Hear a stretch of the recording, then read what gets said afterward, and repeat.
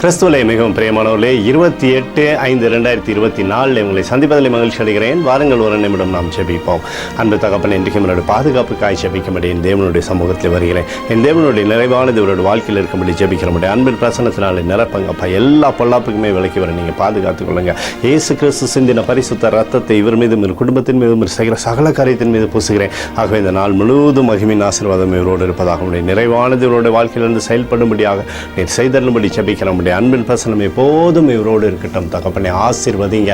சங்கீதம் 61:8 உமது நாமத்தை என்றென்றைக்கும் கீர்த்தனை பண்ணுவேன் என்று சொல்லி எழுதப்பட்டிருக்கூடிய வார்த்தையின்படி அப்பா எப்போதும் உம்முடைய நாமத்தை கீர்த்தனம் பண்ணும்படியான கிருபை கொடுப்பீராக.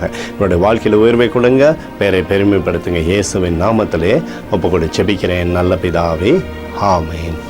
பிரியமான ஜெப பங்காளரே, ஒரு நிமிடம் நம்ம இந்திய தேசத்திற்காகவும் ஜெபிப்போம்.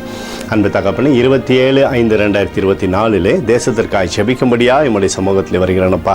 இந்திய தேசத்தில் சமாதானமும் கிருபையும் நன்மையும் தரும்படி ஜெபிக்கிறேன். சிறந்த தலைவர்களை நீர் எங்களுக்காக உருவாக்குவீராக.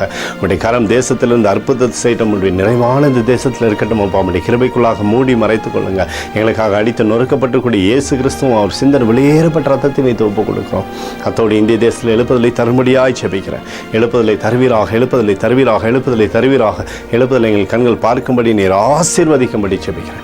நேற்றும் இன்றும் என்று மாறாதவராகி இயேசுவின் நாமத்திலே ஒப்புக்கொடு ஜெபிக்கிறேன் நல்ல பிதாவே, ஆமென். பிரியமான ஜெப பங்காளரே, அன்று நம்மளோட ஜெபத்தை கேட்டுட்டார். இந்த நாள் முழுவதும் கர்த்தராகிய இயேசு கிறிஸ்துக்குள் நீங்கள் வளரும்படி உங்களை வாழ்த்தி ஆசீர்வதிக்கிறேன். ஆமென்.